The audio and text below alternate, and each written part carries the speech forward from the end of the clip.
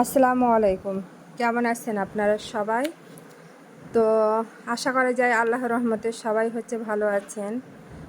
তা আজকে আমি রাঁধুনি হালিম মিক্স রান্না করেছি। তো রাঁধুনি হালিম মিক্স রান্না করার জন্য আমি 2 কাপ মতো পানি ফুটিয়ে নিয়েছি। এটাকে এবার বাটিতে ঢেলে রাঁধুনি হালিম মিক্সের যে পাউডারটা আসছে সেটাকে ভালো মতো মিশিয়ে নিতে হবে। এটাকে সুন্দর মতো নেড়ে চেড়ে যেন মিশে যায়, এটা যেন দলা পেকে না যায়, এদিকটা অবশ্যই লক্ষ্য রাখতে হবে। তো রাঁধুনি হালিম মিক্স ব্যবহার করে সুস্বাদু রান্না করার জন্য প্রথমে মাংস ছোট টুকরো করে কেটে নিয়েছি। এরপর পেঁয়াজ কুচি, আদা রসুন বাটা, জিরা, হলুদ, মরিচ, লবণ এবং তেল দিয়ে মাংস ভালোভাবে কষিয়ে নিয়েছি।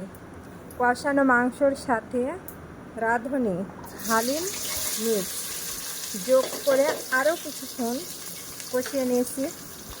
এরপর পরিমাণ মতো গরম পানি যোগ করে মাংস ভালোভাবে সেদ্ধ হওয়া পর্যন্ত রান্না করেছি। পরিবেশনের সময় পেঁয়াজ ভাজা, কাঁচামরিচ কুচি, ধনেপাতা এবং লেবুর রস দিয়ে সাজিয়ে পরিবেশন করেছি। তো যাই হোক, আমার ভিডিওটা যদি ভালো লাগে রাঁধুনি হালিম মিক্সের, তো অবশ্যই আপনারা যেখান থেকে ভিডিওটাকে দেখবেন অবশ্যই আমার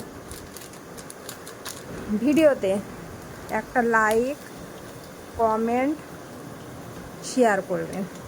আর যারা আপনারা রাঁধুনি হালিম মিক্স খেতে পছন্দ করেন, তারা অবশ্যই এটাকে বাসাতে রান্না করে খাবেন। কারণ বাসা রান্নাটার স্বাদ হয় আলাদা, রেস্টুরেন্টের হালিমের স্বাদ হয় অন্যরকম।